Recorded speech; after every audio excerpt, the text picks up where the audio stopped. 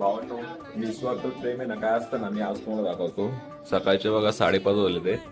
माझी ना ट्रेकला जायची पूर्णपणे तयारी झाली. आता 2 दिवस झाले मी मम्मीला सांगते मला खायला काय नको, मी काहीतरी बाहेर खाईन. तरी पण आहे ना आमच्या मम्मीनं बघा इथे वडे वगैरे केलेत. सकाळी 4:30 वाजता उठून आहे ना तिनं हे वडे वगैरे बनवलेत ट्रिपसाठी, की जेणेकरून माझे कसं खाण्याची आहे ना काही गैरसोय होऊ नये. त्यामुळे जर आहे ना आता आहे ना तेवढं सगळं आहे ना आता मी पॅक करून आहे ना घेऊन जाणार आहे.